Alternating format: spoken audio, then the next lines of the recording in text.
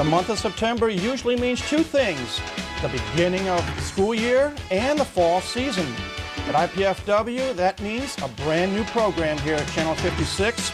It's called Mastodon Spotlight, a review of fall sports here at IPFW, and it's coming up next.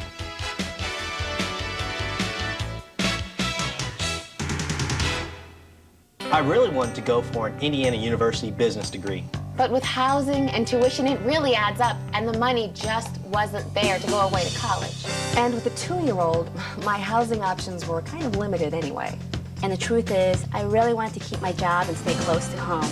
Going to IPFW made all that possible. IPFW? The best choice I ever made. Indiana University, Purdue University, Fort Wayne. The right school, right here, right now.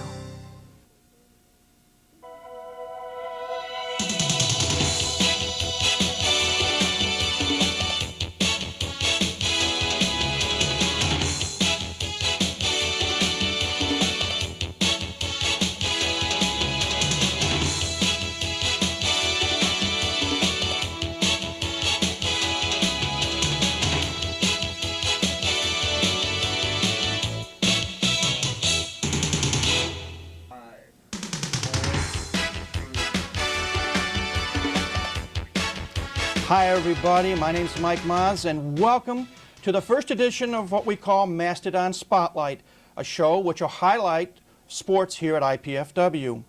Today's menu calls for soccer, men's and women's, and we'll be talking with women's coach Pam Lewin and men's coach Terry Stefankowitz. And we'll start first of all with Pam Lewin. Pam, first and foremost, welcome to IPFW. Thank you very much. Tell us a little bit about yourself and your background.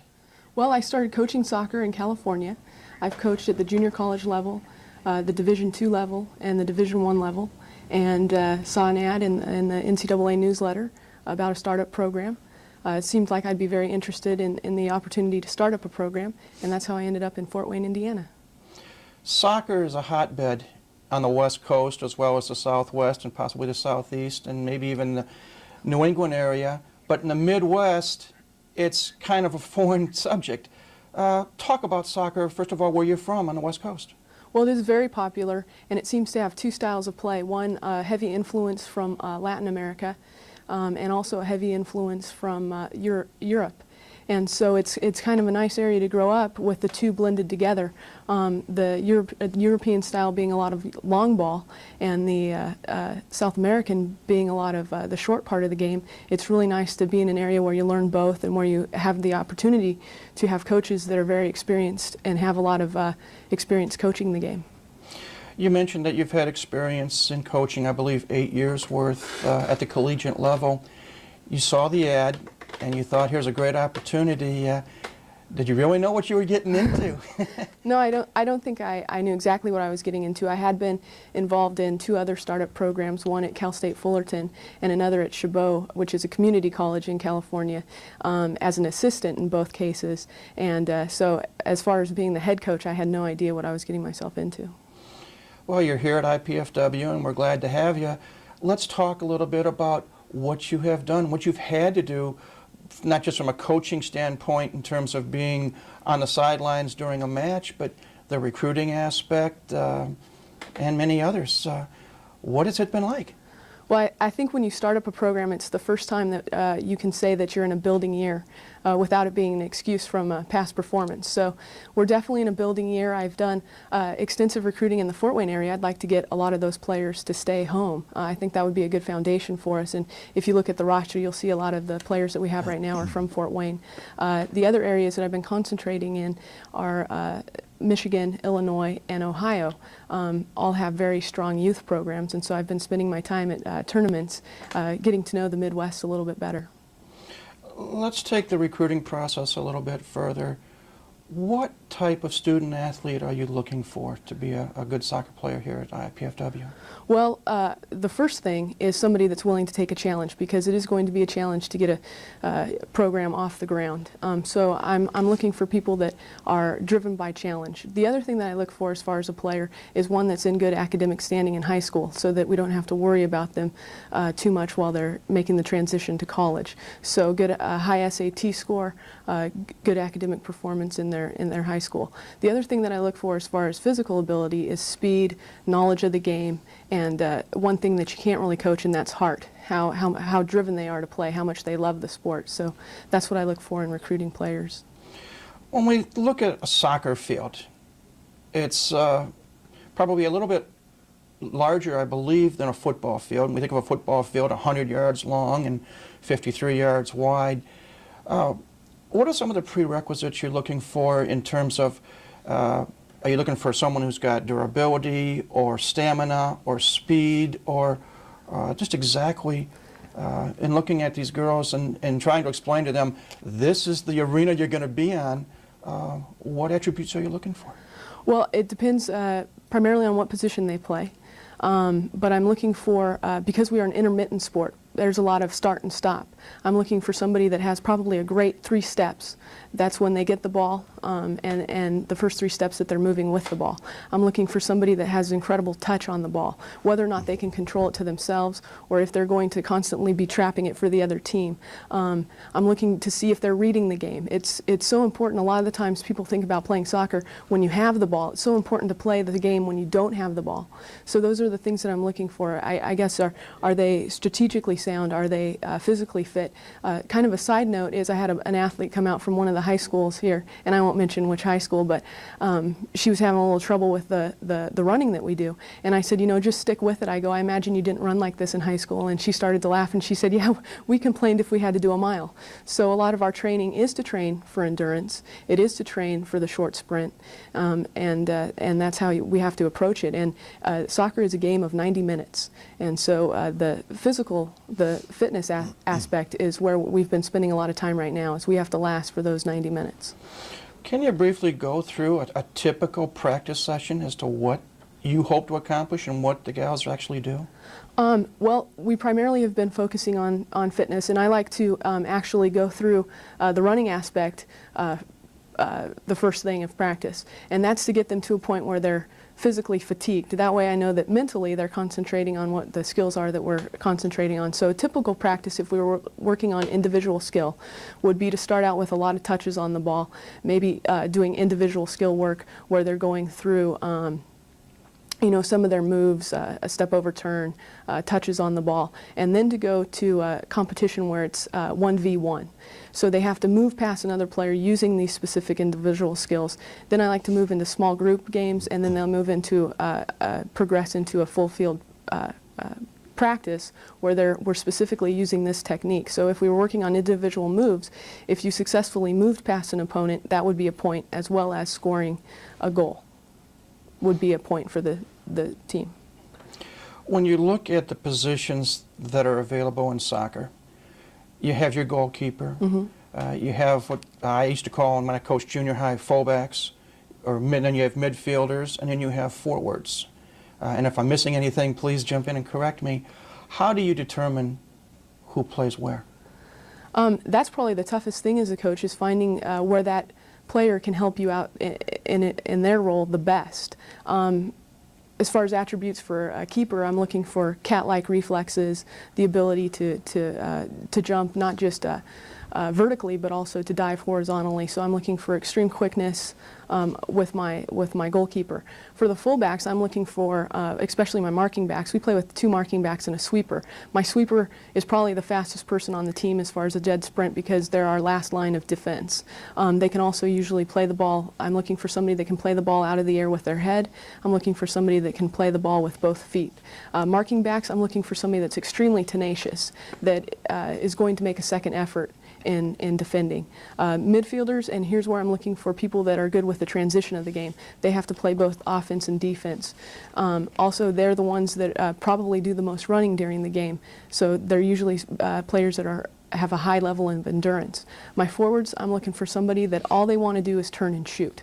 That's the mindset of the forward. There's no such thing as a bad shot. I just want people up there on the front line taking shots. And I'm also looking again for quickness, and that's where it's very important that they have a good touch on the ball to control the ball so that they can turn and take the shot.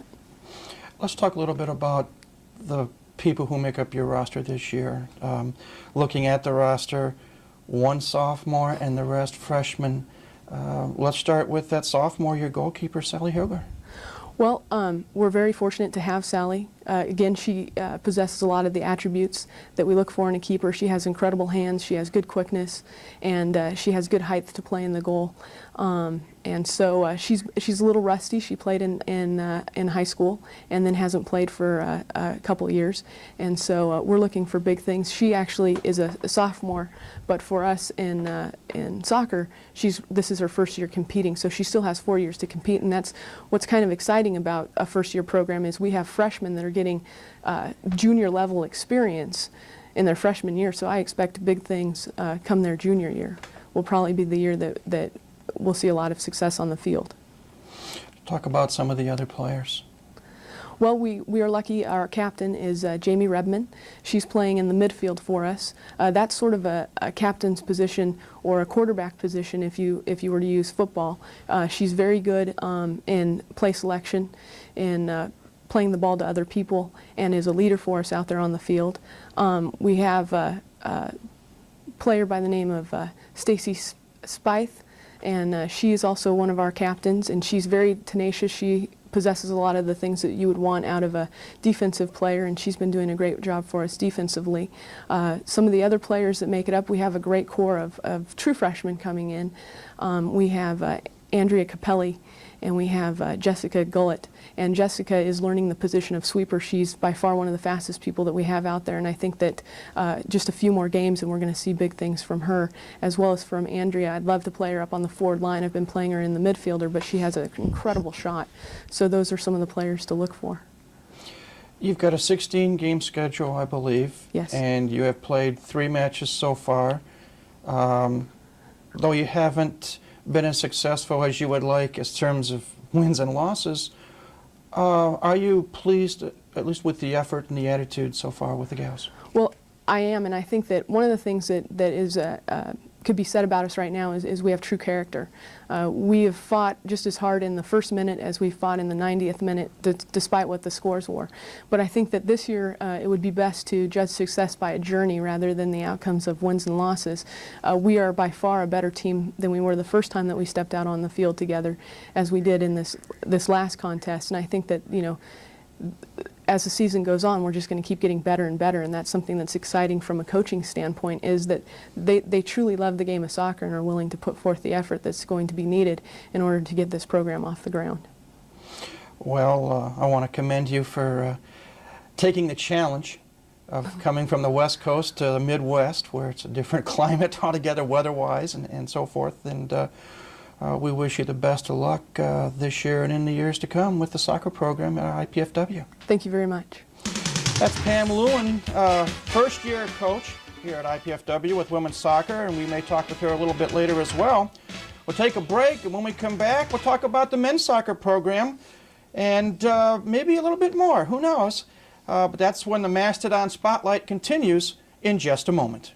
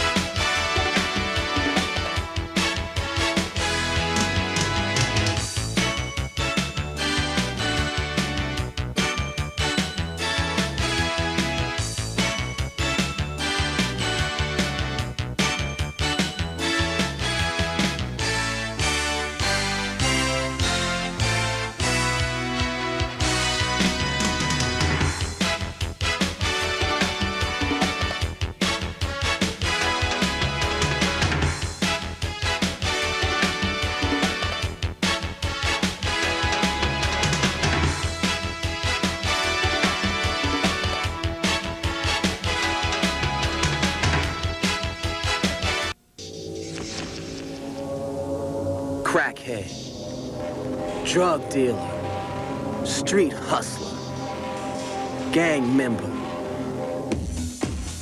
All kicked out of the community with the help of kids Like me. Me. Us. You can make a difference. We have the power to help prevent crime. Call 1-800-722-TEENS to find out what you can do in your community. It's time we're judged by What we do. not how we look.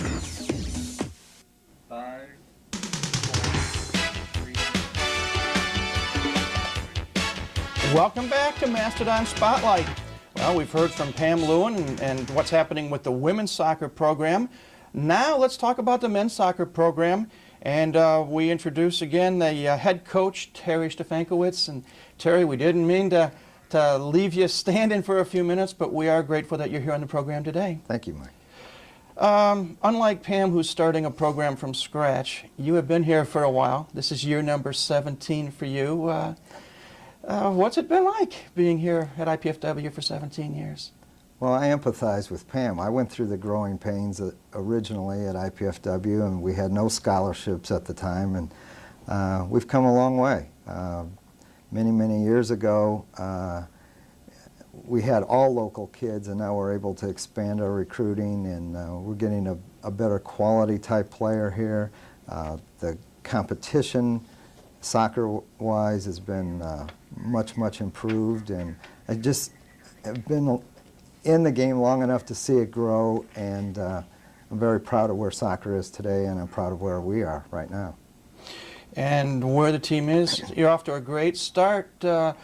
You started the year off playing in a little tournament up in New England, and you had to go up against the 6th-ranked team, I believe, in the country, in New Hampshire College, and you came out of that on top. Big win to start the year off. Talk about that game. Well, it was a wonderful win. We went up there with the attitude that we would like to come away with one of the wins. We played the 11th-ranked team in the nation on their home field and the 6th-ranked team in the nation, and what a great way to start the season. We did come away with a 2-1 win over New Hampshire College, and we lost 2-0 to Franklin Pierce, which is now ranked 4th in the country. The amazing thing is we probably played better as a team against Franklin Pierce. The shot totals were 11-8. We missed a couple wide open shots, so a couple breaks here and there, and we could have won them both. But we were really pleased with the performance of our young men, and I think at that time we dedicated the season to higher goals for the IPFW men's team. Realistically, when you begin the season in a tournament, you know you're going up against a couple of ranked teams. What are you looking? Obviously, you're looking for wins, hopefully, and not losses.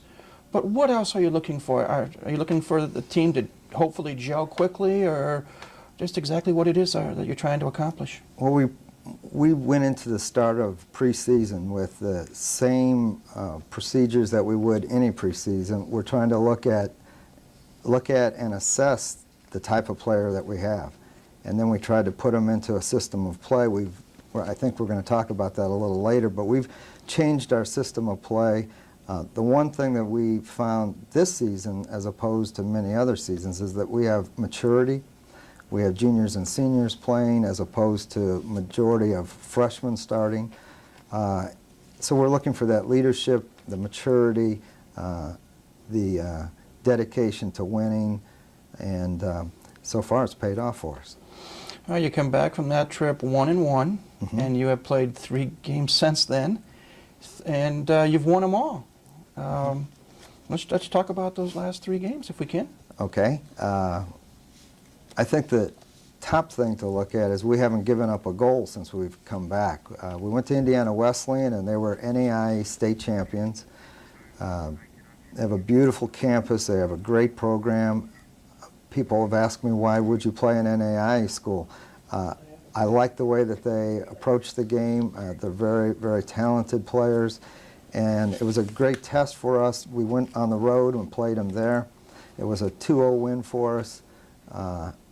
And then we traveled to Hillsdale College, which is in our region in NCAA Division II, and we beat them 5-0. And then this weekend we played St. Francis College from Joliet, Illinois, and won 7-0. The amazing thing, or the thing we're probably most proud of, not so much the number of goals, but the way we're playing. We're moving the ball, no selfish players. Defensively, we're very, very sound. We play man-to-man in the back, and we're not giving up many shots. So I think all the pieces of the puzzle are starting to come together for us. This coming weekend will be a huge test. All the preliminaries are over now, and we start the conference play. And Quincy and University of Missouri St. Louis come to our home field, and we're looking forward to the start of the conference play. You mentioned you're happy because you've got some upperclassmen that are taking some leadership roles. Let's spend a moment and talk about some of them, starting with your two seniors, Matt Hine and Dave Smith. Well, Matt Hine comes to us from Omaha, Nebraska. We're really, really proud of Matt. He made the regional team in the under-23 this year for the United States regional team. He got an invitation to try out for the national team. And the great thing was they were all Division I players. He was the only Division II player at the tryout. And so he represented our school and our conference very, very well.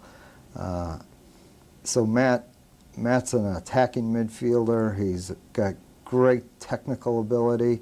He's probably the best technical player we've ever had here. He's our go-to guy in the midfield. And then Dave Smith comes to us from Elkhart, Indiana. And Dave is just a hard-nosed, 6'2". He's the best player we have in the air. We put him on the best player on a corner kick to defend a corner kick, and we bring him up in our attack for our offensive corner kicks. But the best thing about Dave is his destroying attitude in the midfield. Nobody's going to get by him, and he's just done a tremendous job for us. You always like to have a solid anchor in the nets. As Pam mentioned earlier, the goalkeeper is the last line of defense, and you've got a pretty good one in junior Jeff Ritchie. He is probably the best athletic goalkeeper I've ever coached. He is a baseball player. He can play any sport well, and soccer-wise, he has great hands, as Pam mentioned it, great hands, quick as a cat, as Pam mentioned. What I like about Jeff this year is that he has the attitude that all the games will be shutouts. Whether they are or not is a different thing, but he goes into every game saying, I'm going to shut him out. And that's the attitude that we've wanted to see from him. Every goalkeeper or every soccer player has weaknesses. Jeff's weakness has been his distribution, but in this season, we've simplified the game in his distribution, and it has been much, much better. He has the attitude of a winner, and I really like that about Jeff. We're quickly running out of time on this program. You know, it's going by rather quickly, but I have two quick questions I'd like to ask. Number one, you're now ranked 4th in the Central Region here, NCAA Division II. Are you happy with the ranking? Initially, we are. We're not going to be satisfied with the 4th. Missouri St. Louis is ahead of us. They're 3rd, and they're coming to town this weekend. So we'll know a lot more at the next show. And the last question that maybe both of you can quickly answer, or if you can answer it all. We had the World Cup, Women's World Cup recently. The U.S. won the women's team, the World Cup. How much of an influence has that been, or might that be, on soccer, not just here in the U.S., but here in the Midwest? Go ahead, Pam. Well, I think that it's gotten a lot of media coverage, and that's always good for our sport. I think it'll help out the men's MLS, and there's talk now of a women's professional league, and that's only going to help us out because as the youth players realize that there's opportunities in this sport, hopefully more and more will become involved. If I could say one thing about that, what I like about the fact that we're World Cup champions in the women's side is that it finally gives our little girls that are playing in the youth league some names to aspire to. Everybody knows Mia Hamm, and they all want to be Mia Hamms, and I think that that is probably the best thing that's happened to women's soccer. Well, again, I want to thank both of you, Terry and Pam, for spending some time with us today and letting our viewers know what the soccer programs at IPFW are all about. Again, continued success to both of you. Thank you. Thank you. That's it for this first edition of Mastodon Spotlight. We are glad you tuned in to join us, and we hope you tune in again next week. So we'll see what else happens during the week here at IPFW. So until next week, this is Mike Moz saying have a great week, and go Dons.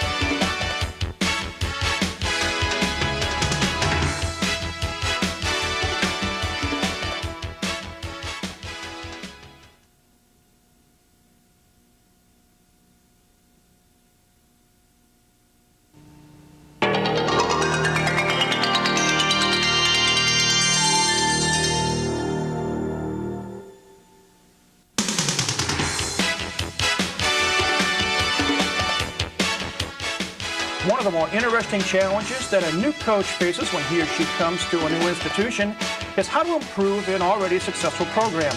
On today's edition of Mastodon Spotlight, we'll be talking with new women's volleyball coach Kelly Hartley to see how she's doing.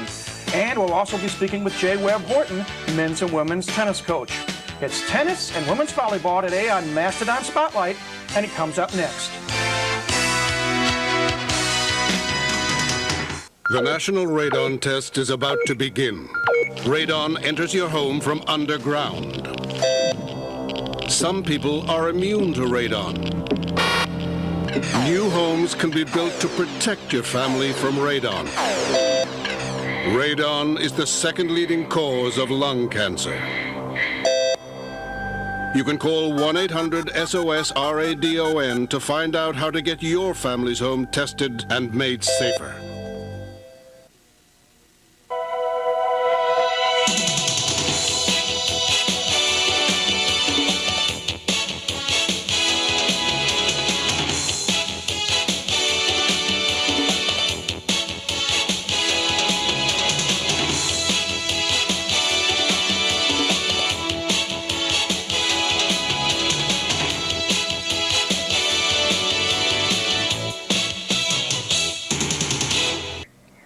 Hi again, everybody. My name is Mike Moz, and welcome to another edition of Mastodon Spotlight. Today, the items on the menu are tennis and women's volleyball. And our first guest today is the men's and women's coach here at IPFW, coaching tennis, that is, Jay Webb Horton. Coach, thanks for spending a little time with us. Oh, thanks for having me on, Mike. Let's talk a little bit about your background first. It's your second year here at IPFW, but as a tennis coach, but you're familiar with the area. Well, I've been here longer than 2 years. This actually starts my third season here with both the men's and women's tennis program. I lived here before. Butch Perchan talked me to coming back here, taking over both the men's and women's program. And right now we're in the midst of our women's season, so we're trying to get at it and hopefully bring home a conference championship. You've had a successful last year here. And this year seems to be no exception. Last report that I had, your women's team was off to a 10-2 start. Let's talk about the season so far. Well, we've been pleased. We did have one of those two losses was to Lewis, and as a coach, you always think you should win every match. But we thought that we should have beaten Lewis, and hopefully we'll get a chance to do that again. The other loss was to Northern Kentucky, who is by far the best team in this conference. And for us to beat them, we'll have to play with all cylinders firing. They're just an outstanding tennis team, top to bottom. They have some holes, and given the right day and the right time, we might be able to pull off the upset. When we talk about tennis, tennis is broken up into two classes, so to speak, singles and doubles. Right. Let's talk about singles first. Talk about some of your gals that are playing singles and what you as a coach look for in a singles player. Well, consistency is the first thing we want to be very consistent. We've been fortunate to have had people who want to keep the ball in play, who've been physically fit. You know, we aren't a team that can go out and just blow people off the court. You know, we don't hit the ball that hard. Our goal is to penetrate to weaknesses and then just basically physically and mentally wear people down. So when we look at singles people and the mold of our team in singles is, first of all, to be consistent. Second of all, to be mentally tough. So when things get going badly out there, that we can suck it up and then look for a way to win. And then the third thing is that we just want to go out and compete hard in every match. And that was somewhat disappointing against Lewis. I didn't think that we competed hard. I thought that we went out and were mentally focused, and then I think when it got to crunch time, we just didn't focus as well as we should have. This weekend, when we played Southern Indiana, I thought we were really locked in. Our doubles really didn't play as well as I thought, although my three doubles loses in a tiebreaker, 9-7 in a tiebreaker, did everything, probably the best match I played. And I told them I was proud of them, even though we didn't win the match. They executed the way we should have. We missed a couple of balls. But then in singles, we just really got at it and won 4 out of 6 singles and basically just wore them down mentally. Who are some of the players? And let's talk about some of the individuals themselves. First Okay. singles, and then we'll get into doubles a little bit. Well, what happened was my second year here, we brought in what I called the kiddie core. We brought in the 4 freshmen. So this year we have Jenna Harmeyer from Dwenger, who's playing #1 singles, and her and Dawn Carrier, who plays 2. Dawn's from New Haven. I gave them a challenge this year. I thought that they had to mature mentally, to be tougher, and they've done that. They've accepted that challenge. We've had a couple of setbacks, but overall I think they played very well and represented this institution well. Jenna's had some real good wins. I thought that this past weekend, a couple of kids she played against played well, and we didn't win the matches we wanted to, but I thought that both her and Dawn played excellent this weekend. #3 singles, we have what I call my warrior, Laura Fisher, a young lady from Belmont who played at Decatur, or Belmont High School, and she's from Decatur, Indiana. She's just, she's someone, if you had to go in an alley, you want to take her with you, because she'd cover your back very well. She's a fierce competitor. The Indiana match, the U of I match, we were down double match point in doubles at 2 dubs. Her and Rebecca Meyer, our freshman, really got at it, saved 2 match points, won the tiebreaker. The match is now 4-4, and Laura's playing a very good player, Mary Jensen from U of I. She loses the first set in a tiebreaker, and then just proceeds to get out and win 1-1 or 1-0, and secure that victory for us. So Laura's been at 3 singles, been a welcome, just a tough competitor at that position. We have a freshman at #4, Rebecca Meyer, who's from Ligonier, and played at West Noble High School. Another really good competitor, excellent strokes. It's been nice to have her as an addition to our team. And her and Laura have been playing some pretty good doubles for us. And then at 5, we have Christina Poppy from Huntington High School in Huntington, Indiana. Another fierce competitor. You watch her match, you never know if she's winning or losing. And she's had an outstanding record for us at #5 singles this year. And then our veteran, Melissa George, who is our only senior this year, because we're going to return a lot of people next year. Melissa probably played the best tennis that she's played for me. Now, she's won big matches before, but I thought she played the best she's ever played this past weekend, even in the doubles match she lost. And then in singles, she just really came back after a pretty devastating loss in doubles, because she really wanted to beat Southern Indiana. We were 0-3 against them at 3 dubs in 3 years against them. But she came back in singles, was focused in, and kept a lot of balls in play, did her usual, frustrate the opponent, and secured a victory there. So, and the other thing you'll notice that all of our kids are local kids. New Haven, Belmont, Fort Wayne, Ligonier, Huntington. So we're pretty pleased at that effort there by those kids. You've talked a little bit about singles players, and you've referenced doubles. Right. Singles, doubles, there's a different mentality. What do you look for in both singles players? Well, we talked a little bit about it before, Right. but in a doubles team, how do you determine which 2 girls you're going to play at doubles? Well, a lot of it is personality and how they blend and go from there. One of the tough things in college tennis is that kids, if they're singles players, and all these girls played singles in high school, they don't play doubles. So unless they're playing tournaments in the summertime, kids are not getting the doubles experience they should. So it's a whole new mentality, of getting in, closing. You have to be able to volley and things like that. So, we look at consistency in returns and consistency in serving. You have to be able to serve to play good doubles, and then placement of your serve. And then, we try to look at, like at my number 3 doubles with Melissa George and Christina Poppy. If you talk to people that play them, they hate to play them because they use the lob a lot. It's a highly effective weapon at all levels, whether it's 1 doubles, 2 doubles, or 3 doubles. So Melissa and Christina have played together. This is their 3rd year of playing together, so they're really a well-oiled machine. At number 2 doubles, we have Laura Fisher and the freshman Rebecca Meyer. Rebecca Meyer can volley very well, serves well, and can return well. And then Dawn and Jenna played some tournaments this summer together, so we sort of blended them together at 1 and 2. We lost a girl, April Hatch, last year, who hopefully will come back next year, who gave us some more athleticism at doubles. And then we lost Becky Burmis, who graduated and who was a great player for us at dubs. But, doubles, it's harder to learn. There's more things to look for and stuff like that. So we haven't played as well at doubles as I think we should, and my hope is that we peak at the tournament and then secure those 2 points and make my life a little easier. I know our time's running a little short for this segment, and we're going to bypass men's today, and we'll talk more about men's at another time. But a couple of other quick questions. You got a big week coming up tomorrow, being Thursday, as this show was being set up.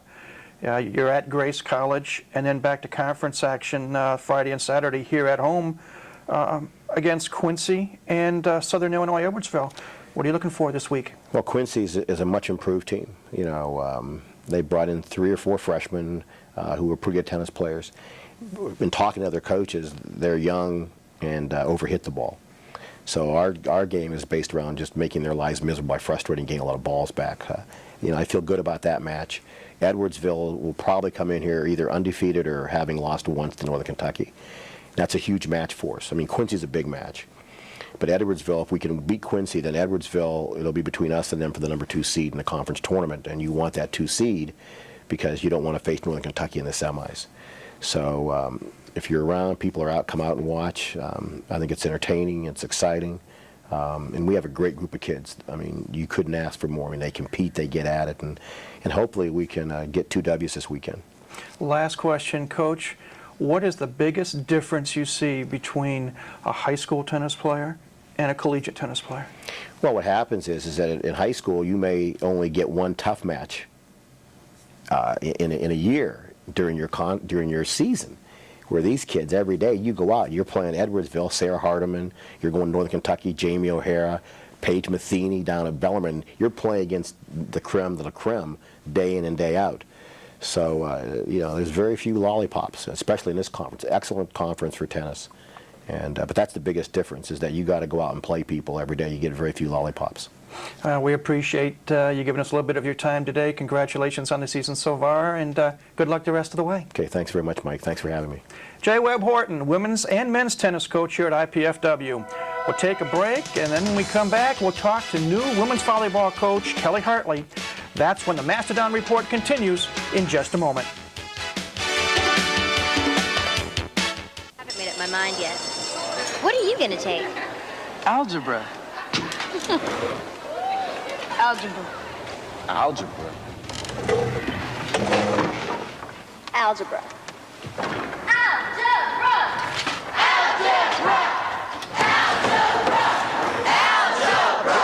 If no one's explained how algebra, geometry, and calculus can improve your future, demand that you be told. Call NACME. We'll tell you.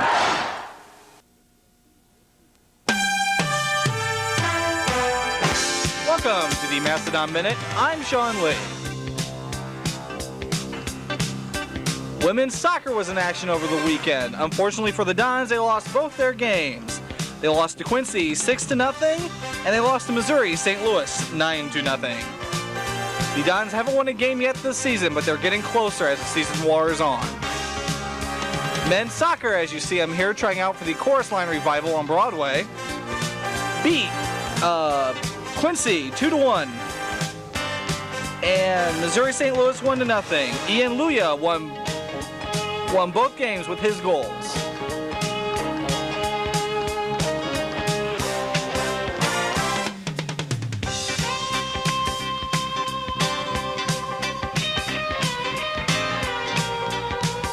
Women's volleyball was in action.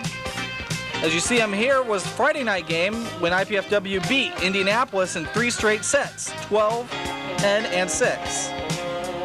Wednesday night, the Dons won a thrilling 5-set match, coming back from 2 sets down to beat St. Joseph. And on Saturday, IPFW beat Southern Illinois at Edwardsville in 4 sets.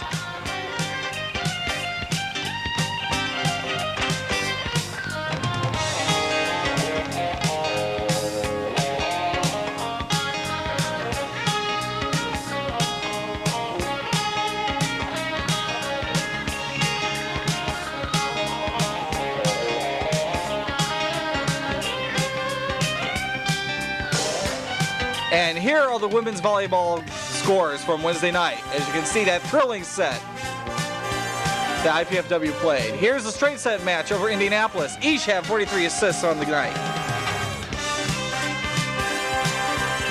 And SIU Edwardsville was just a victim to us. Women's tennis. IPFW won both their games over St. Joe's and Southern Indiana. And won on Saturday over Kentucky Wesleyan. The record is 10-2. Women's soccer, there you see those scores. We won't get into detail about those games, but you see those scores. And men's soccer.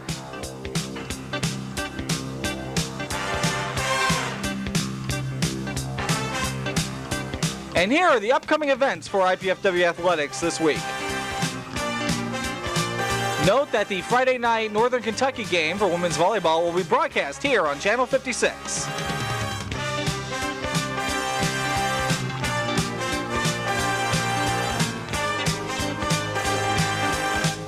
And for the Mastodon Minute, I'm Sean Lee.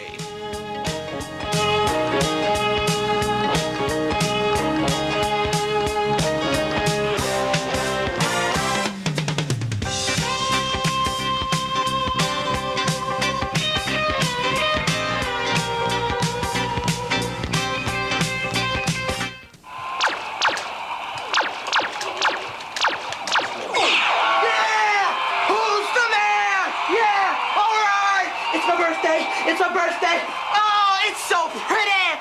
Oh, I told you, don't be bringing that weak stuff in here. Yeah. Who's the man? Who's the man? Exercised lately?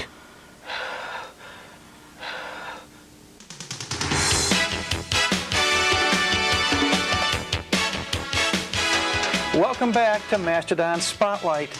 Our guest now is the new women's volleyball coach here at IPFW, Kelly Hartley. And Kelly, welcome to IPFW and welcome to Mastodon Spotlight. Thank you. I alluded at the beginning of the show that one of the more interesting challenges is when a new coach comes on board that they may have a situation like you have here at IPFW where you're already inheriting a successful program. What has it been like? Actually, it's been wonderful because the people that are still here are very supportive of our program. Of course, Coach Tim Heffron is still here as Associate Athletic Director and has been a great resource for me in our program, as well as the men's coach, Arnie Ball. Talk about the season so far. As we tape this show, you have a record of 8-4, 3-0 in a conference. Talk about the 12 matches so far this year. We started off the year in Hawaii, which was a rough first trip, I must say. And then, you know, in Hawaii, we learned a lot about each other. We did lose 3 times, the number 2 team in the country, BYU Hawaii, but we had a good win against Regis. At the time, they were ranked number 5 in the country, and then won against Westmont. So we came home from that trip 2-3, and then knew what we needed to do to prepare for the conference. And then this week was a very busy week for us and a good week for us. We were 3-0 this week against 3 conference teams. One Saturday against SIUE, which we showed a lot of character during that match, but I'm seeing a pattern develop, which I'm not real happy with, and coming from behind a lot. In Game 3, we were down 8-1 at one time, and we were able to come back and win that game. As a coach, when you're down 8-1, what's going through your mind? You want to pull the hair out, or you can only call so many timeouts. Yeah, I use them too. Just ways that we can, during a timeout, what to say, of course, and what to communicate to our players to get us back in a position to at least compete and fight for that particular game, make adjustments, and maybe if any subs need to be made at that point. Let's talk about the makeup of this year's team. Last year's team, which was 27-8, lost a couple of key players due to graduation, Star Traheen and Katie Bruning. Talk about the makeup of this year's squad. We have 2 seniors. Both of them play half the time. One, Rachel Brown, a middle hitter, who rehabbed after having an ACL injury last year, and then Jody Schnelker, who's a defensive specialist, who is just definitely she's definitely the best defensive player in our conference. She's amazing. She plays half the time, yet on Saturday had 18 digs. I think, 17 or 18. An incredible match. She plays almost perfect. So those 2 people as leaders, seniors, and then we have 2 juniors that really have stepped forward as leaders also, and that's Tammy Ish and then Laura Douglas. And they'll outwork anybody. At times, maybe we lack some confidence, but they'll outwork anybody, and they're very receptive to change, very coachable young people. For the benefit of our listeners who know maybe a little bit about volleyball, but not so much the terminology, there's a few terms I wish we could go over with briefly. We hear the terms dig, we hear the terms kill and set. Their origin, and for the novice viewer, what do they mean? Well, when the other team attacks the ball, meaning like hit the ball at you, and you dig it with your forearms or whatever part of the body now you can get it up with, that's a dig. And then a kill is when you attack the ball and it leads to a point or side out for your team. And a set is what Tammy Ish, our setter, does. She would set the ball to the hitter. If that hitter puts the ball away, she would then get an assist. That's her job. The coming week is going to be an interesting one, because on Friday night you've got a match here at IPFW against Northern Kentucky, which is going to be televised, by the way, on Channel 56. Talk a little bit about Northern Kentucky. I believe you had a chance to see them earlier in the season when they were here for a tournament. Yeah. That's a big challenge because they're nationally ranked. Right. They're number 7 right now in the country. They're 12-1. They are 2-0 right now in the conference. They played UMSL and Quincy over the weekend and swept both those teams. So they're playing well. We did see them at our tournament we hosted, though we did not play them. So we feel like we've scouted them pretty good. Their outside hitters put the ball away. They both average over like 4 kills a game, and they have a new setter who's doing a nice job for them. What's the game plan? The game plan is to win, Mike.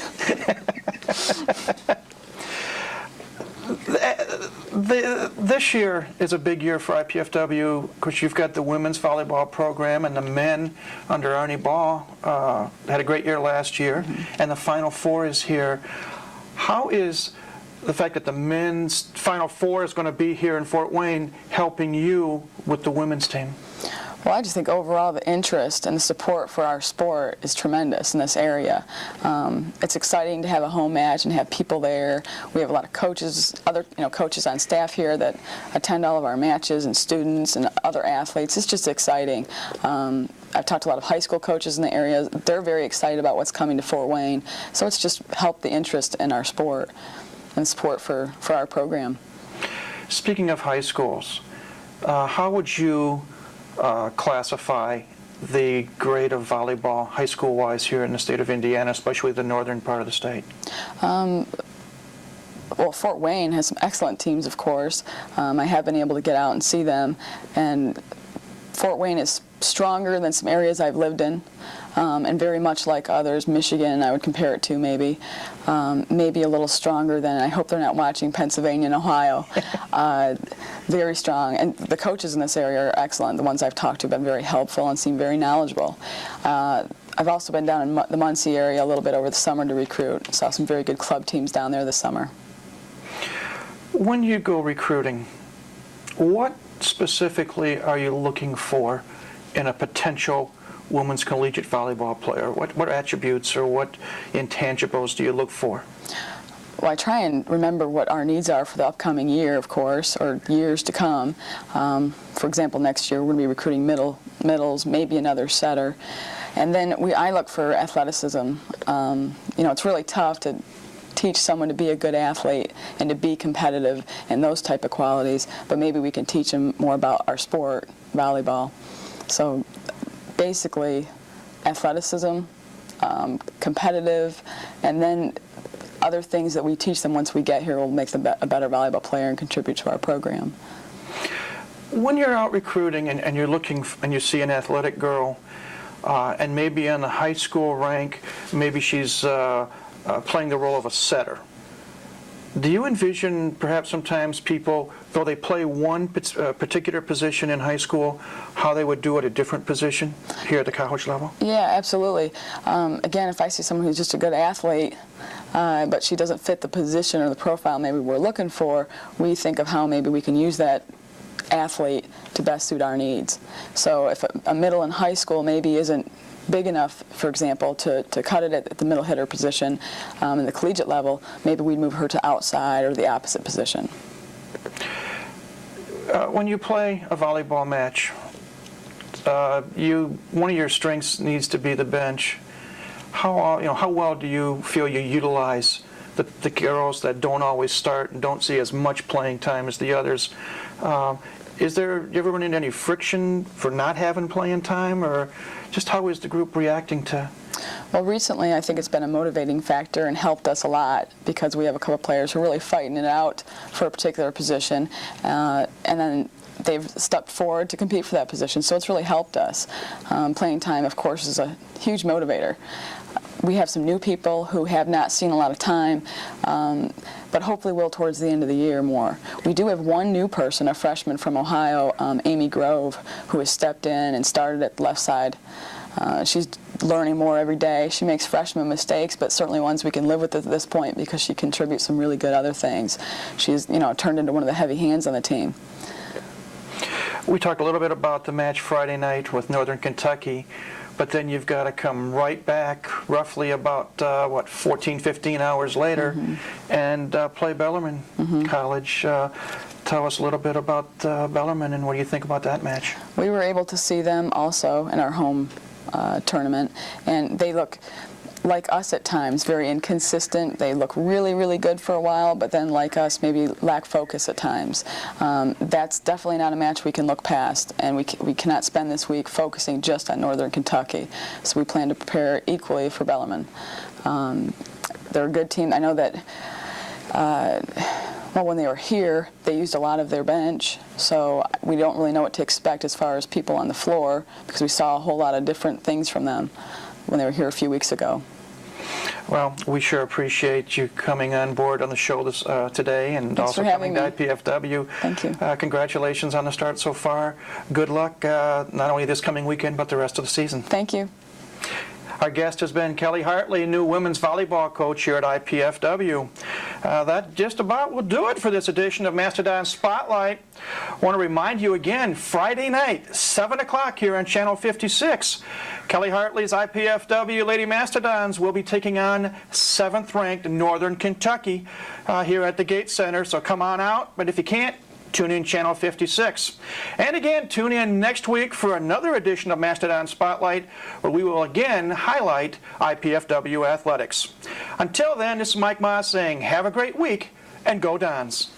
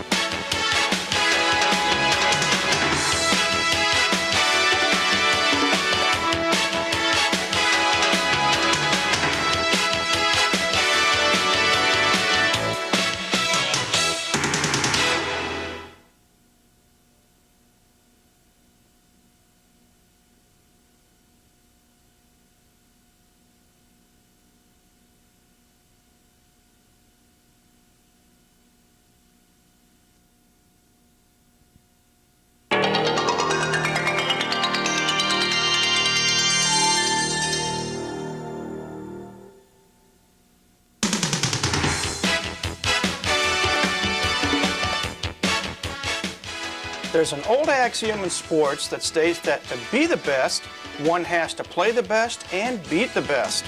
Well, in the last 2 weeks, the IPFW men's soccer team has had a chance to play some of the best teams in the area.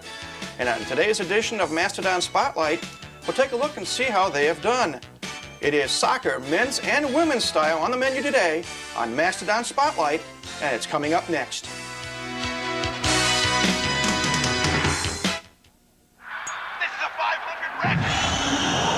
Allow me.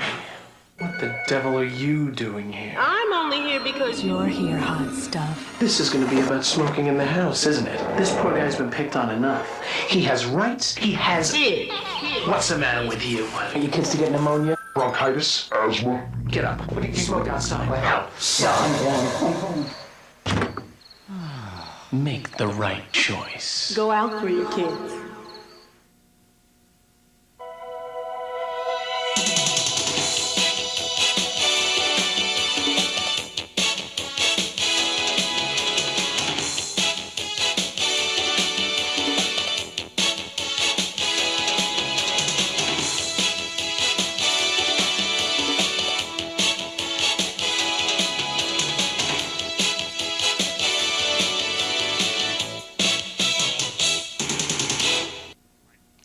Hi again, everybody. Welcome to another edition of Mastodon Spotlight.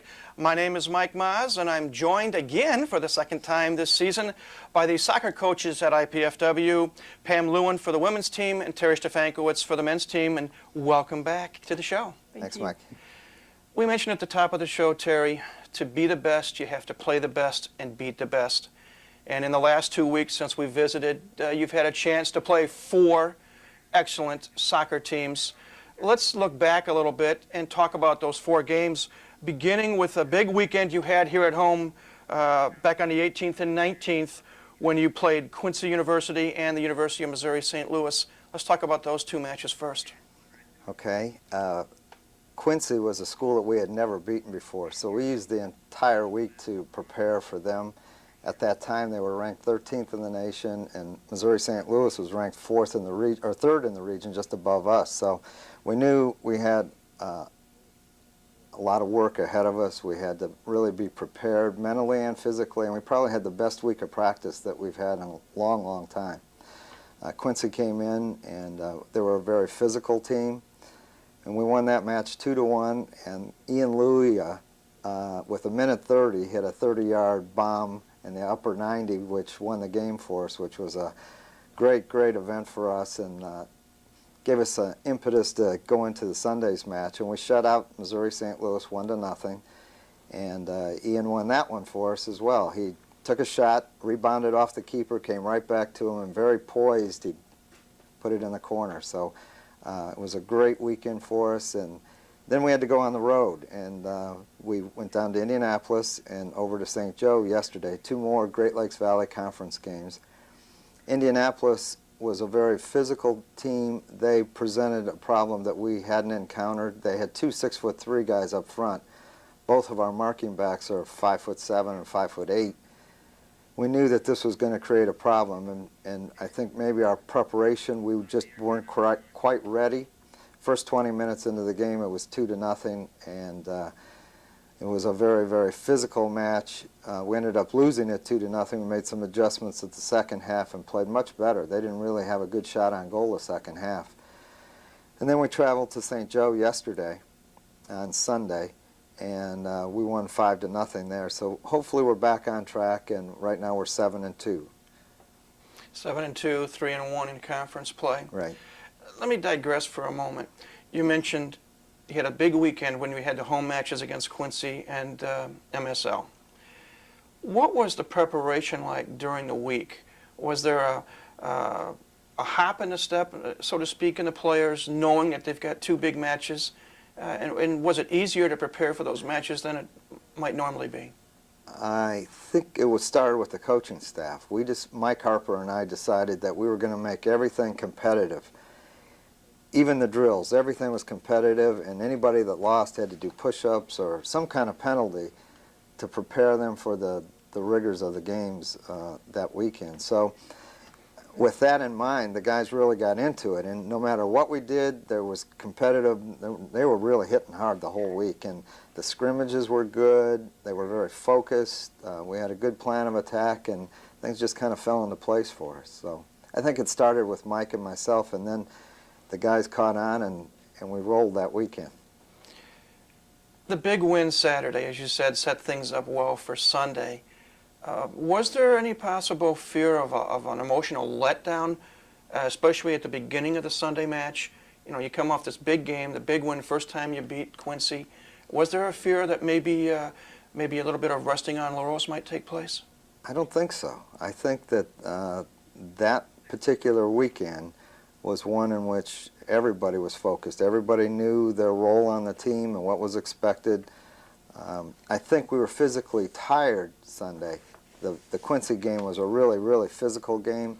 We took control of the UMSL game, and then we kind of had a letdown in the end of the first half where they kind of dominated. But the second half we took control again. So I don't think it was a mental letdown nor a physical letdown. I think that was one weekend where we were pretty sharp. And let's use the same terminology for this past weekend.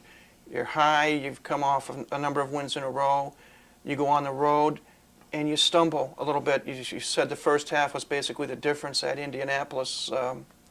Talk about what adjustments you did make at halftime, even though the final outcome was 2-0. What happened, and talk about the reactions and the thought process of the players. Well, there again, I think, Mike, it stemmed from a poor week of practice. There was a letdown after the two big wins, and our practices weren't as competitive, and guys were telling me their legs were tired. We even gave them Friday off, thinking that maybe that one day of rest they'd be prepared physically to come back a little bit more. What happened, we got to Indianapolis and it was hot, it was in the 80s, and we sat and watched the ladies game, the second half of the ladies game in the heat. No, we're not making any excuses for our poor play in the beginning, but the field was not anything like the field that we play on. It was very bumpy and very hard and very dry, and we just weren't ready in the first 20 minutes. To answer your question, in the second half, I think we just woke up and decided, hey, we've got to play, and we did, and they didn't get any really good shots on goal, and unfortunately we didn't score either, but we walked away from the game knowing that we can play with them, and we'd look forward to playing them in the conference tournament. Taking a look at some of the numbers now, through 9 matches, 7-2, 3-1 in the conference, 3-0 at home. One stat that sticks out in my mind: you have outscored your opponents 24-6. That's kudos both to the offense for putting the ball in the net and for the defense. 9 games, 6 goals, less than a goal a game. You got to be pretty happy with the overall part of the game, of your team's performance. Yeah, I think over the course of years we've realized that defense is a great way to win games, and we probably focus on our defense first and then the attacking part, because without good defense you're not going to win games. A good defense, a good goalkeeper can keep you in every game. So that's how we start to look at players at the start of the season. We try and find a fit, and that's why we're going to go into this 3-5-2 in a little bit, and we can explain why we've made a change this year. We used to play a 4-4-2, and now we play a 3-5-2, primarily because we have 2 excellent marking backs and a good sweeper. But we start with the defense, and then hopefully it generates to the offense. And as you say, in the next segment, we will take a look, a little chalkboard talk, I should say, and at the different types of formations and the whys and why nots. But we'll put your team on hold for a minute, and let's welcome back Pam, and let's talk about the women's season. You've had also a few matches since we last visited. I know the W's haven't come up on the board yet, but talk about the last few matches of your team. I think that they were surprised at how physical it was going to be, the level of play in our conference, and really after our first couple of games, Saturday and Sunday, against Quincy and UMSL, we worked more on being physical within the team so that it wouldn't be such a surprise when we played teams. I know I asked this question before we started the program, and I'll ask it on air too. The attitude of the women that are playing. Obviously it's a first-year program, and there has not been a team victory yet on the scoreboard. But what has the attitude been like with the gals? Well, I give them a tremendous amount of credit. They are a great bunch of athletes. They've worked very hard, and although victories haven't shown per se in the win-loss, victories have been accomplished on the field. We're playing better defense, a commitment to jockeying and slowing down the attack so that we can get numbers up in the back. Our one forward in particular, Aaron Johnson, has been working tremendously hard on the front line, working for that first goal. So I think that each of them, each player is looking at where they started this season and where they are right now. And against St. Joe, which was yesterday's game, in the second half, we only allowed 1 goal. And that was quite a victory for us. They came off of the field knowing that here's a team that has national ranking, and they were able in the second half to stay with them. And I think that's going to give them a lot of confidence as we train this week for the next 2 games at home. Well, at least, it's a great effort, and eventually, the wins are going to come, the goals hopefully are going to come, and things will get better. So let's take a little break now. And you'll get a chance to see what else has happened in the past week at IPFW athletic-wise. And when we come back, we're going to do, as I mentioned earlier, chalkboard talk, if I can get my tongue untied. And we're going to show you what the different types of formations are like in soccer. And we'll ask both of our coaches as to why they use the deployment that they do use. That and more when Mastodon Spotlight returns in just a moment.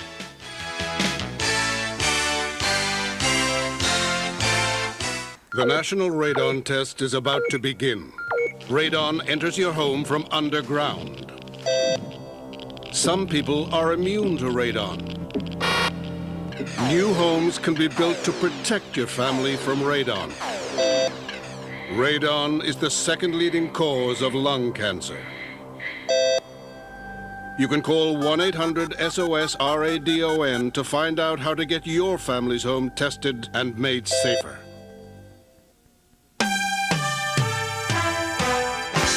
For the Mastodon Minute, I'm Sean Lee.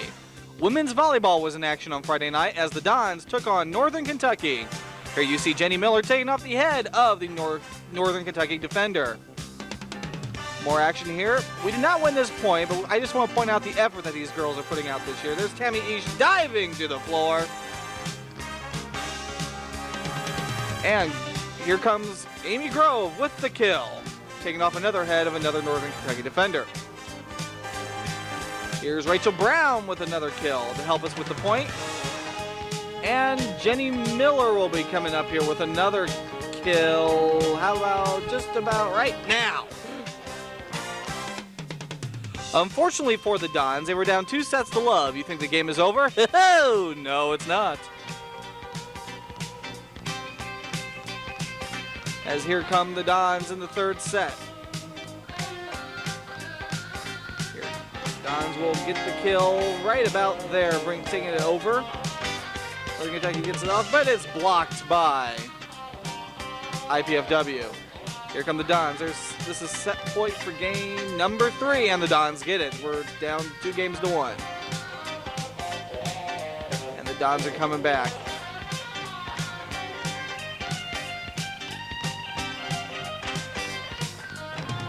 Here comes Tammy Eash with the kill. And now she's serving for 2nd set. And they get the point. Amy Grove, ace me! As the Dons take game number 4 here on this play. But unfortunately for the Dons, they lost the 5th set rally scoring. And there you see the score.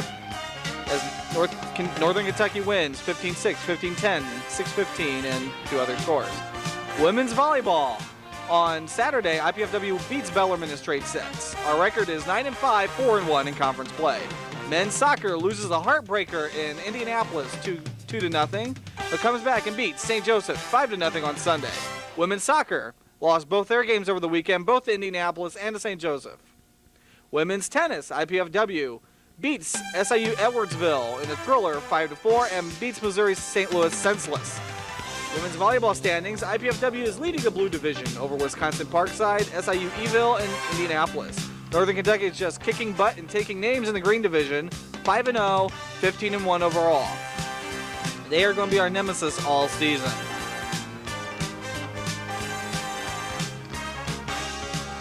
Women's tennis coming up. IPFW is in third place overall, 5-2.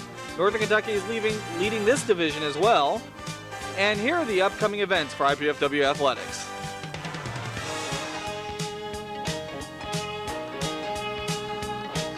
And for the Mastodon Minute, I am Sean Lee.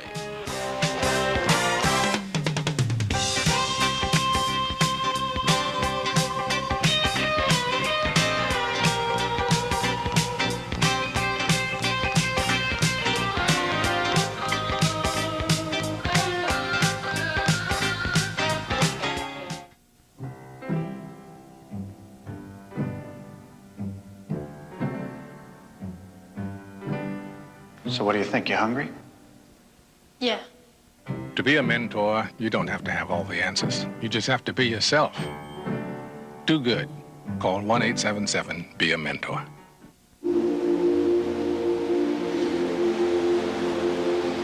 It was called the greatest generation any society has ever produced.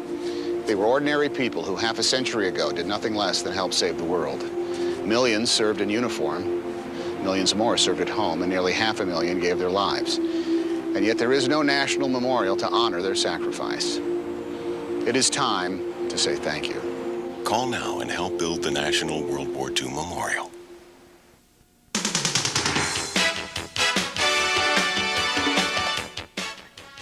Welcome back to Mastodon Spotlight. As promised in this segment, we're going to take a little bit of work on the chalkboard, and we're going to ask both of our coaches today to talk about the different formations that they use and why they use them and the pluses and minuses. And we'll start with Terry. Terry, we mentioned that with 11 players on the field in front of your goalkeeper, you use a 3-5-2 formation. Explain to the viewers 3-5-2. Okay. First thing, Mike, we've always played a 4-4-2. And in the preseason, we had to ask ourselves some questions. What was the best for the IPFW men's soccer team? We were looking for these kinds of things. We wanted to play a 3-5-2, but we didn't know if we had the mix.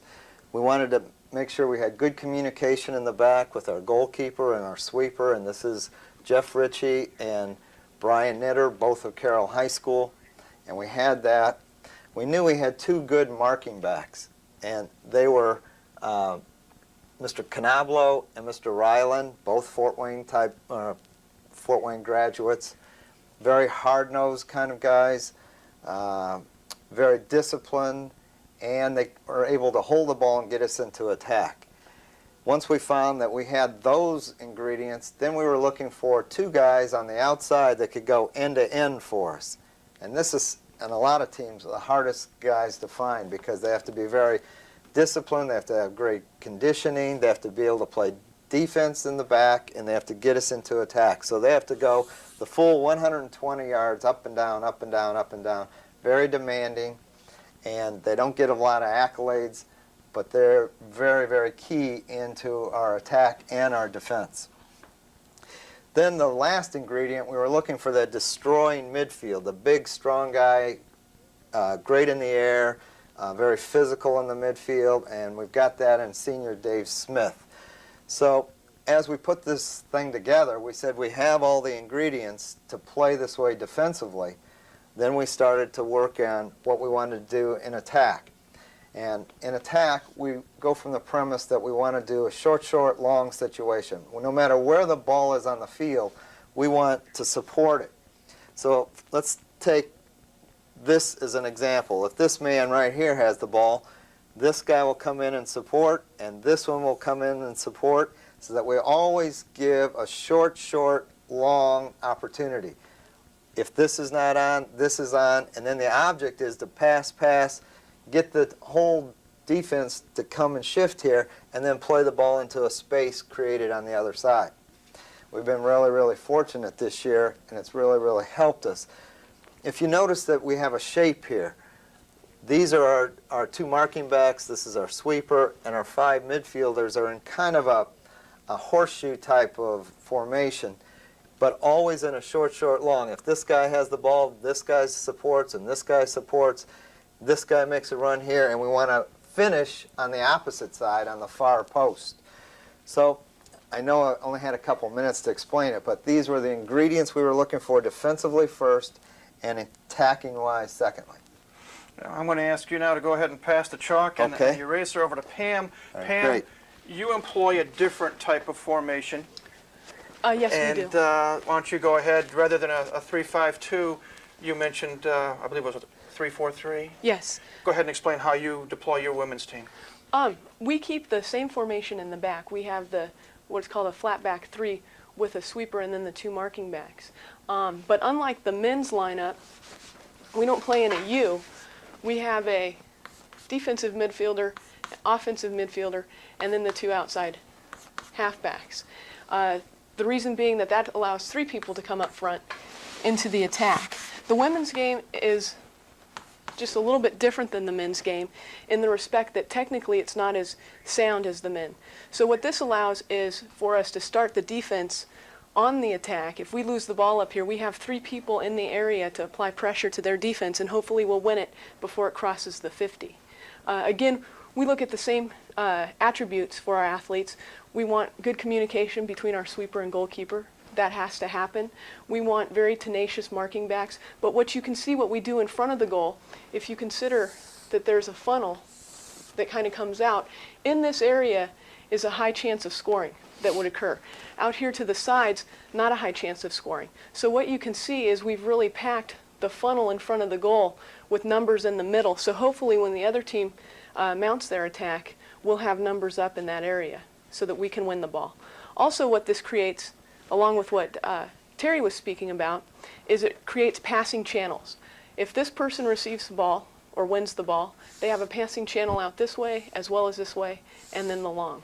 So there's always somebody that they can give the ball to. But again, the big difference, the reason we don't use necessarily a 3-5-2 is that we want to apply pressure. We want that extra man up on the attack, 1 for when we're in the attack, and 2, in case we lose the ball, they can apply immediate pressure. What is I know obviously the goalie is the key position on the field. Besides the goalie, what is the one most important position on the field on your soccer team?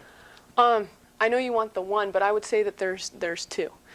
The first one is going to be the sweeper, because they're directing the defense. They're also the ones that have to step up and protect the goal if the goalie goes out. The other one, I think, for us is the key is our offensive midfielder, and that's because they're setting up the transition for the game.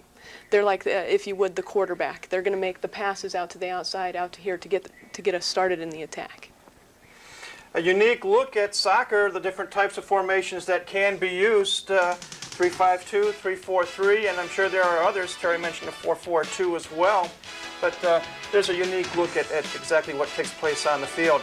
We're going to take another short break, and then when we come back, we're going to talk about a big weekend coming up here at IPFW. That's when Mastodon Spotlight returns in just a moment.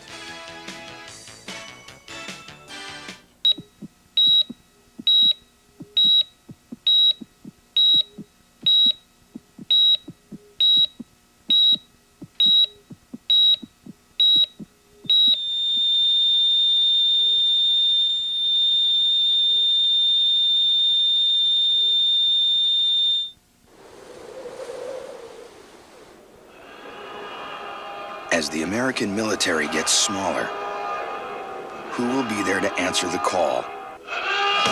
They will. They're the National Guard and Reserve, and they make up half of today's military forces. As an employer, you may be asked to support their mission. Remember, their response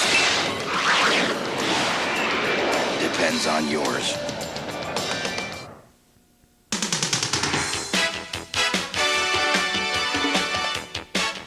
Welcome back, and as we mentioned a moment ago, a big weekend coming up here at IPFW for soccer.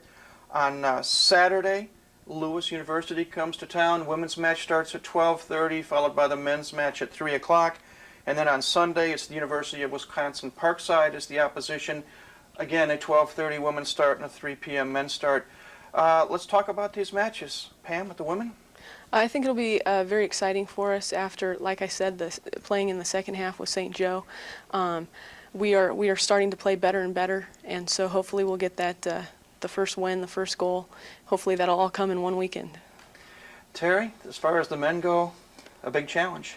Huge challenge, but I have to say one important thing, that the fans have been wonderful this year. We've had more support this year than any years in the past, and if we ever needed the support from the community, we need it this weekend. Lewis is ranked 9th in the nation, Parkside is ranked 20th in the nation, and we've got a 14-game winning streak going here at home, and that 12th man yelling and screaming on the sideline gets us pretty well generated, and it keeps us going throughout the whole 90 minutes. So we really like to see those youth soccer kids out there, and the community, the faculty, staff has been coming out.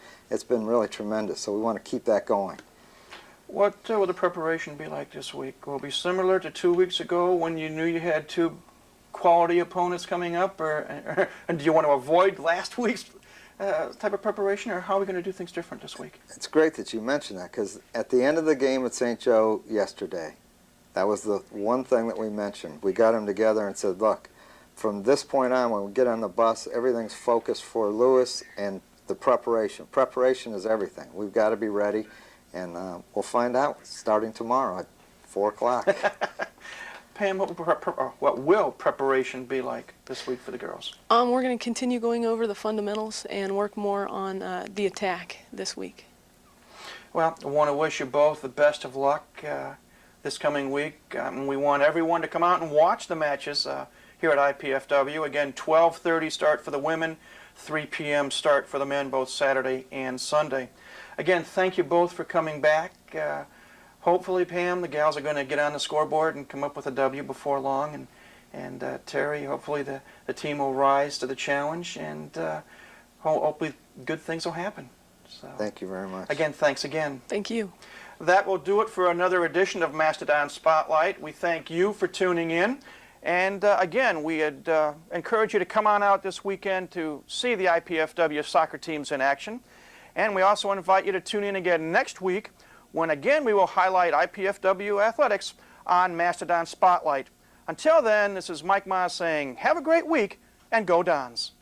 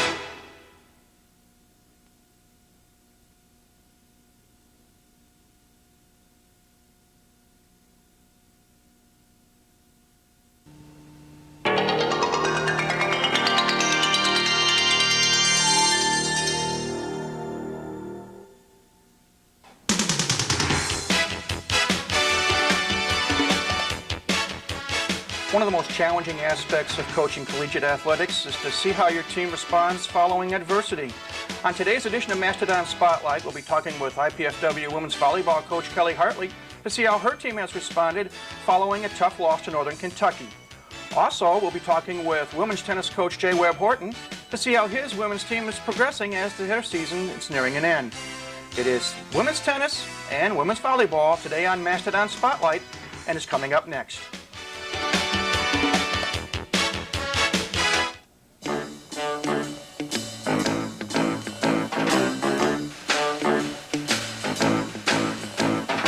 When you mentor a child, you don't have to be perfect. You just have to be yourself. Do good. Mentor a child. Call 1-877-BE-A-MENTOR. Brian's a student that I had in my resource class. Came from a very poor background. Brian just needed a friend, so we paired him with a community leader. He would take him to rodeos, and then he would take him to plays and different things that this child would never have been exposed to. This man taking his time to come and have lunch with him meant more than anything. Point a kid in the right direction. This is General Colin Powell of America's Promise. Call us and help keep America's Promise.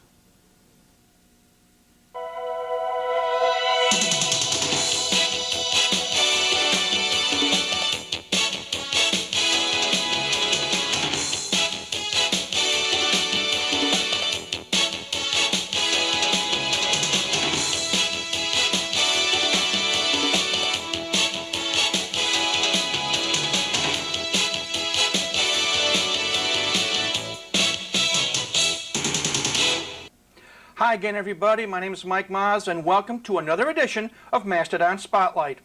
As we mentioned a moment ago, on today's menu, it's women's volleyball and women's tennis. And we begin with women's volleyball coach Kelly Hartley. Kelly, thanks for coming back on the show. Hi. We talk about adversity. And when we last visited together on the set, you were preparing for a big match against a nationally ranked opponent in Northern Kentucky. And it was an exciting match that had ups and downs both ways, but in the final result, your team came up just a little bit short. Briefly, let's talk about the match itself, and then we'll talk about how your team has responded since then. Well, you're certainly right. It was a match of ups and downs. We lost the first two, but then came back and won the next two, and played probably our best, well, definitely our best volleyball of the year. In Game 5, we were up at 1.97, and then just became very timid and not aggressive at the end. And some very crucial, unforced errors happened and cost us the match. You mentioned that you lost the first two games of that match. You're down 2-0. You're at home. What were the thought process, and what did you tell your players in the huddle prior to the start of Game 3? Well, at that point, I mean, and they didn't need me to tell them this, we had nothing to lose, and we needed to start playing harder. We came out tight, and I think that finally, after 2 games, the nerves, did dissipate. So, in that show, we played very aggressive. We picked up the pace of the match and played well, and then in Game 4, came out with more confidence, and we won those games fairly big, 15-6, 15-6.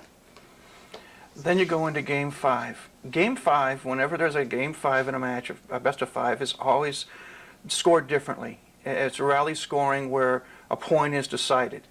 Every serve. Do you like that concept for Game 5, or would you like to see that for all the games, or would you like to see it taken away, or how do you feel about rally scoring?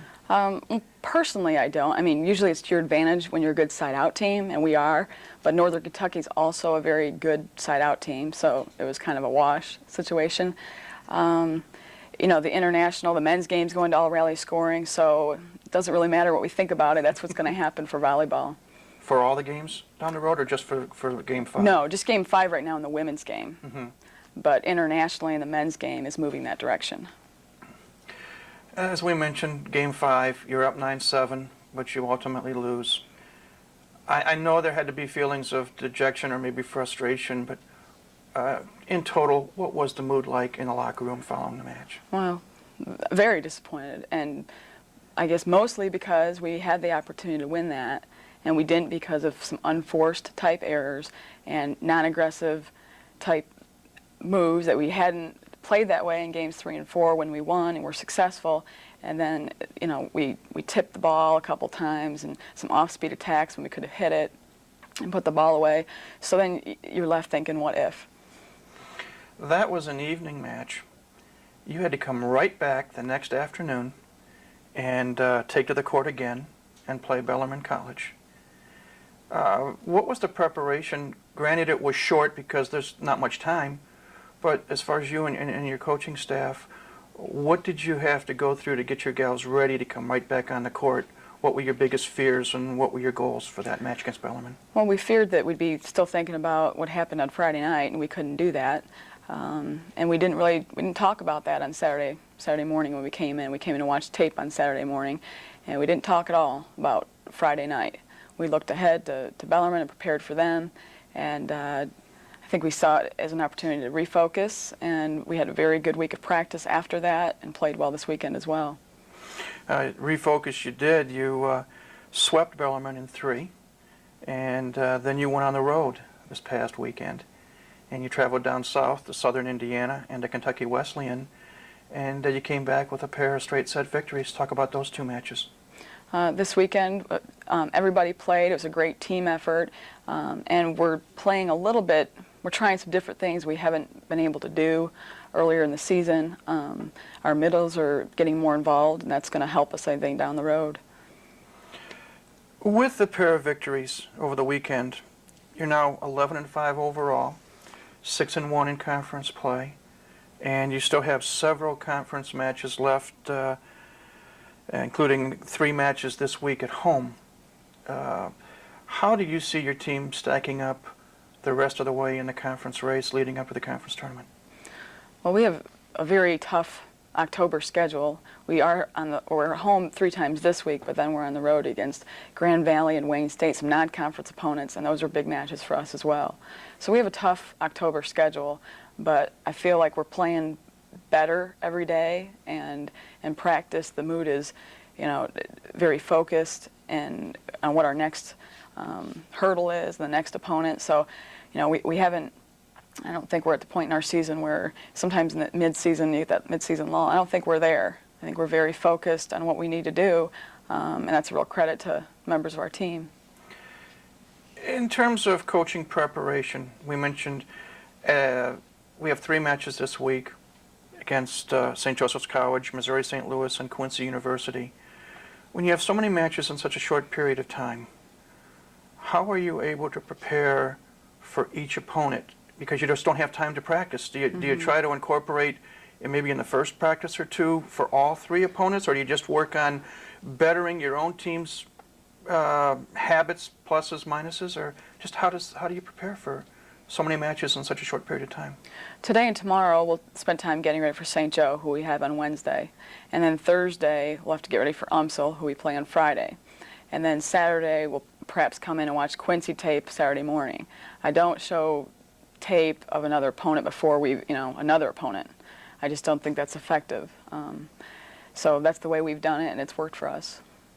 Let's talk a little bit about some of the individuals who have been vital cogs to the team's success so far this year. Let's start, for example, with Tammy Ish. Comments? Well, I think she's the best setter in the conference. She's definitely the heart of our team. The kids really respond to her. She's so hard on herself and works so hard. At times I wish she was more demanding of her teammates, but everybody likes her. She's a fun person to be around, and she's certainly the premier setter in this conference. We're lucky to have her. Laura Douglas. Laura Douglas, she'll outwork anybody. The love of her play is sometimes up and down, but when you swing as hard as she does, sometimes the ball goes in and sometimes it goes a couple yards out. But she plays 100% at all times. Great player. Jody Schnelker. Jody offers some stability for us, and in a very hard position because she goes in and out as a defensive specialist. But we know we're going to get a good performance from Jody every single night. So definitely a stabilizer, Jody Schnelker.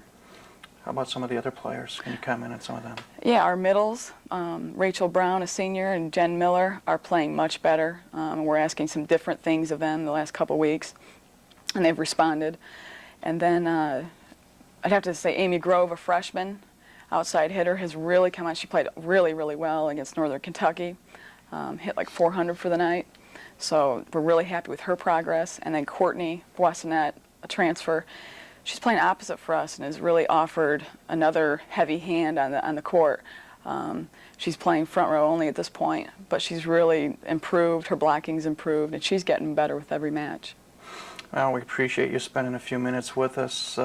Thank you. Nice to see how the team has responded, as you say, after the tough loss to Northern Kentucky, a nationally ranked team. But your team's going well now, and wish you the best the rest of the way. Well, we hope we see them again in the conference tournament. Thank you much. Thank you. Kelly Harley, women's volleyball coach here at IPFW.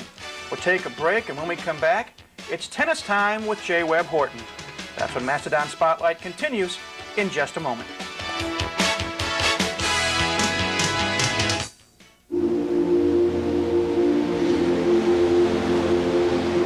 was called the greatest generation any society has ever produced. They were ordinary people who half a century ago did nothing less than help save the world. Millions served in uniform, millions more served at home, and nearly 500,000 gave their lives. And yet there is no national memorial to honor their sacrifice. It is time to say thank you. Call now and help build the National World War II Memorial. Mr. and Mrs. Jones, Sally's having some behavioral problems. I guess that reward system isn't working. Well, the timeouts weren't either. You know, parents do find that timeouts aren't... See? Well, you're just too lenient. Well, you're too strict. No, you are. No, you are.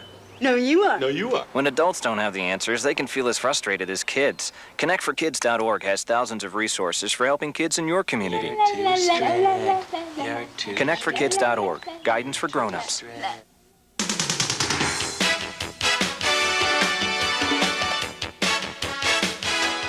Welcome back to Mastodon Spotlight. We're pleased to be joined now by the women's tennis coach here at IPFW, J. Webb Horton. And Coach, taking a quick look at some of the numbers, your team is doing quite well. 14-3 overall, 8-2 in a conference. Talk about your team's play. Well, I thought 2 weeks ago we had a very big weekend for us.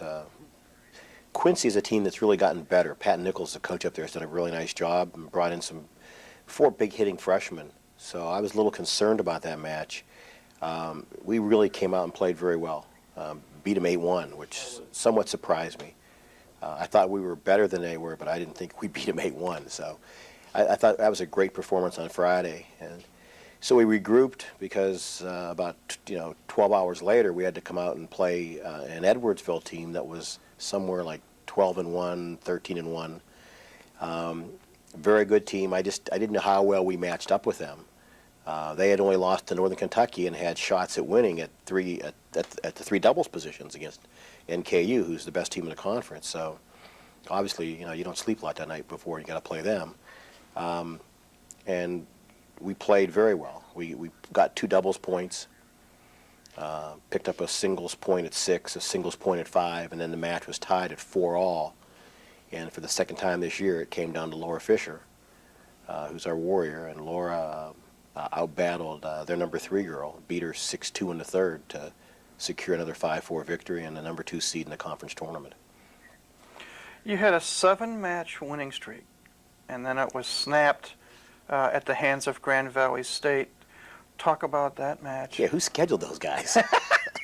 Gee, we're on a roll, and no, I thought that it's hard to explain sometimes. Coaching is not always about wins and losses. I mean, you want to have more wins than losses, but you also want to play good competition. And I know that, and I think the players weren't quite sure about my philosophy, but we wanted to make sure we go into this conference tournament playing against good people. We've secured the 2 seed.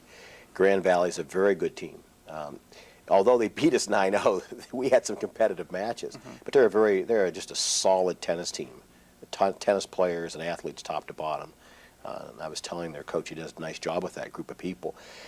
We really didn't pump that match because it's a match that we wanted to see, how we were, and then we have to execute things at a higher level than you do against some of the teams we played. And Grand Valley's one of those teams. If your lobs aren't at 32 feet, then they're going to put the ball away. If your ground strokes aren't hit to the right spot, if you aren't attacking the right spot. Against lesser teams, you get away with making those mistakes. But against a team like Grand Valley, and then tomorrow we'll play Indiana Wesleyan, if you don't play to the top of your game, then you're going to lose because they will, unless they're having a bad day, they're going to take your shots that aren't of high quality and make you pay the price. So that's why we've scheduled Grand Valley and then Indiana Wesleyan, and then we'll leave Thursday for the conference tournament. Let's talk about the conference tournament. You mentioned you're seeded number 2.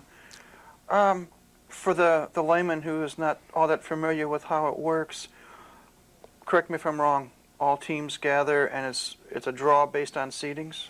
Right, what happens, the top 8 teams go to the conference tournament. Last year, I thought we were the second best team in the conference. We lost to St. Joe, ended up playing Northern Kentucky in the semifinals. They beat us. St. Joe finished second. They weren't better than we were, but we didn't beat them, so we pay the price. This year, I think we're the second best team in the conference. And what I've tried to get the kids to realize, number 2 seed's only a number. We'll play Quincy first round, 11 o'clock on Friday down at the Indianapolis Sports Center. And I think we'll beat Quincy. And then we'll play Edwardsville about 5 o'clock that night in the semifinals for a chance to get in the championship round. And that'll be a tough match because they're going to really want us. But I think that if we are playing the way we should, I think we can beat them again, and then we'll see Northern Kentucky. What is the mindset of the team in a tournament like this? It's basically win and you go on, lose and you're done. But yet, based on the fact that you've had success, are you fearful that maybe some of the gals are thinking that an earlier match might be more or less a cakewalk, and they're thinking about a match further down the road, and all of a sudden bad things can happen? Well, I think my veterans, especially Melissa George, who is my only senior, Melissa remembers 2 years ago, we had beat up on Lewis 8-1, had won all the doubles in the regular season, 8-1, 8-2, 8-1. They come down to the conference tournament and they're al fuego. They're doing everything. And we lose 2 of the doubles matches, and it comes down to her match. We're down 1-4 in the third, and I'm going to lose to Dawn Barone. I'm ready to jump off the top of the highest building in Cincinnati. And we're down 1-4 in the third, and Melissa pulled that out. So Melissa understands, and I may have her talk and just remind us that the conference is a whole new season. And Quincy has the ability to beat us, as does Edwardsville. So, you just got to look at one match at a time and go get it. In spite of saying all that, since we're not on the court, let's you and I look ahead a little bit. Let's just hope that everything goes well and you make it to the finals, and more than likely you'll be facing Northern Kentucky. Yeah, if things fall into place as you hope, let's talk about that match. Well, Northern Kentucky is a very fine tennis team. They have some holes. I think Jocelyn McQueen at 3 singles is a player that we can beat. I think Laura can beat Jocelyn McQueen. I've seen some things that we can exploit there. She does not match up well with Laura's game. I think that they are beatable at 2 and 3 doubles. I think that's a place. I think if our 1 dubs gets on a roll, I think we can play with them. But they're very tough at 1 doubles. Lauren Spears and Jamie O'Hara, that's a pretty good 1 doubles team. But we're showing sights of brilliance at 1 doubles, and then we'll show sights of, I'm not quite sure sometimes. But I think if we can get on a roll, that we can play with them. But I know that 2 and 3 doubles, because we were serving to go into a tiebreaker with them. So, and then at 5 and 6 singles is where we'd have to get the 5 points. There's only 5. There's only 5 holes that we can get at, and anything else would be gravy. Because I know that Jenna against Jamie O'Hara is going to have a tough match, and Dawn against Lauren Spears would be a tough match. But I think 2 and 3 dubs, 5 and 6 singles, and 3 singles is where we'd have to have our breakthrough and play our best tennis to secure the championship. How difficult is it as a coach to convey to your players that they have to play 1 point at a time and not think about a set or even a game, but 1 point, be it a serve or a return of serve? How difficult is that for you?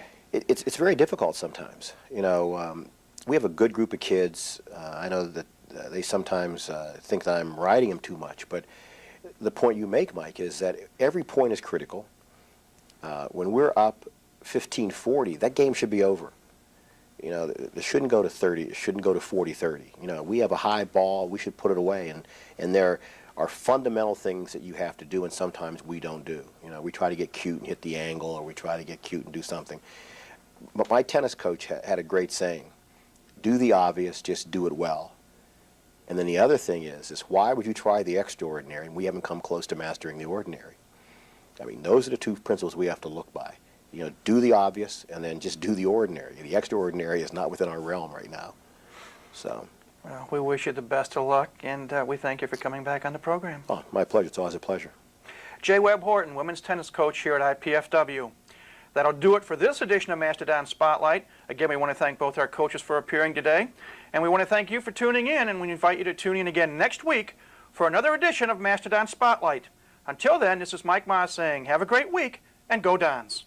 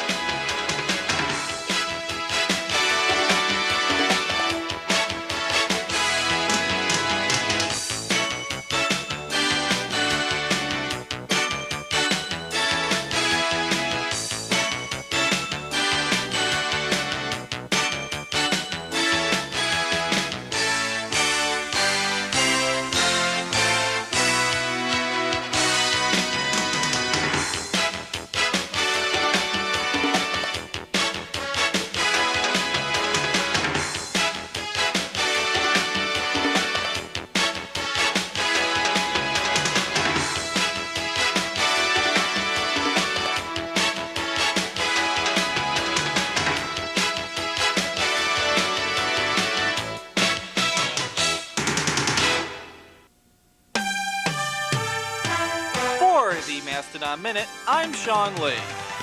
Women's volleyball had games this weekend, and IPFW beat Southern Indiana in straight sets, 8-2 and 9.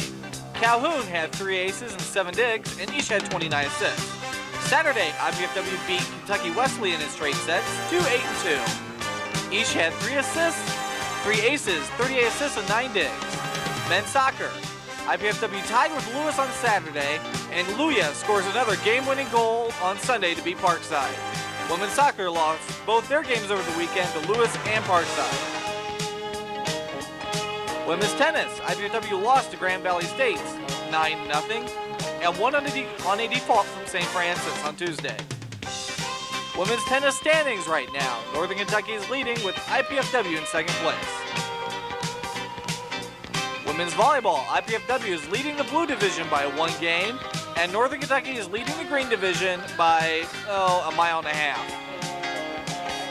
Soccer, the men are in 4th place overall with Lewis leading. 4-1-1 is their record in conference. IPFW's women's team, however, is tied for last in the conference with an 0-6 record. And here are a list of upcoming events for IPFW athletics.